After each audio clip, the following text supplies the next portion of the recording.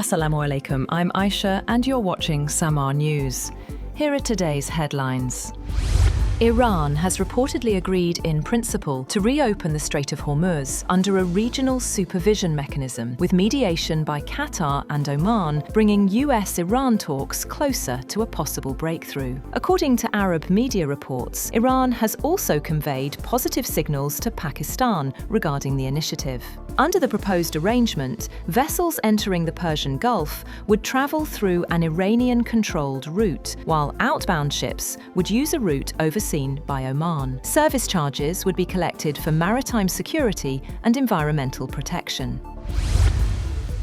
Hopes for easing Middle East tensions have grown after US President Donald Trump said Washington held very good discussions with Iran and suggested the Strait of Hormuz could reopen soon if negotiations continue. Reports said the US, Iran, and Oman are close to an interim agreement on restoring shipping through the strategic waterway. Speaking to Fox News, Trump said US and Iranian officials engaged in all-day negotiations and described the discussions as positive. He also warned Iran against withdrawing from the negotiations.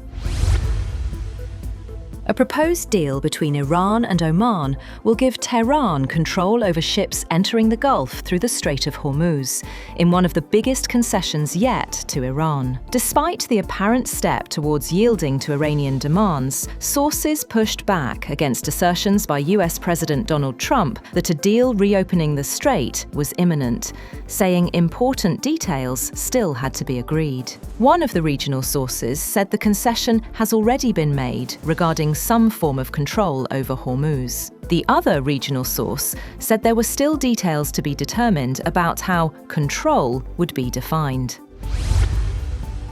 Yemen's Houthis claim to have launched a missile attack on a Saudi oil tanker off the coast of the Red Sea, port city of Yanbu. Houthi military spokesman Yahya Sari claimed the attack, but gave no details on when it took place. Oil prices rebounded after the attack, raising fresh concerns over regional tensions and Middle East energy supplies. Brent crude rose 1.9% to $80.87 a barrel, while US crude gained 1.2% to $76.67. At least one person has been killed and 11 wounded in an Israeli strike on southern Lebanon. Israel said the strikes came in response to what it called a blatant violation of the ceasefire by Hezbollah, as Israel and Lebanon hold talks in Rome.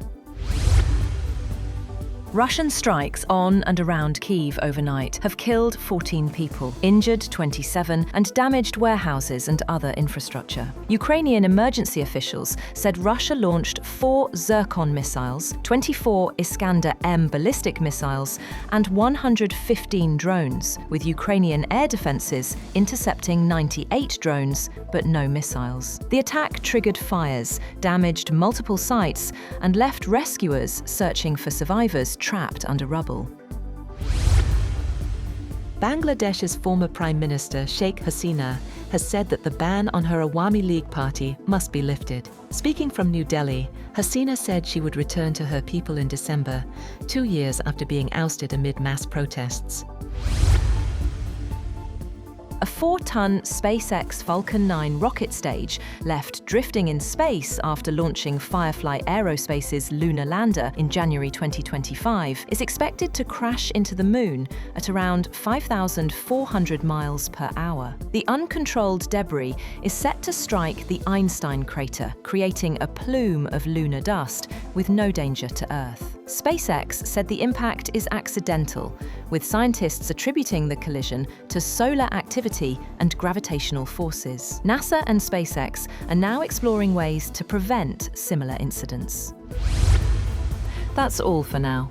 For more updates, visit www.samaa.tv. Thank you for watching Samaa News.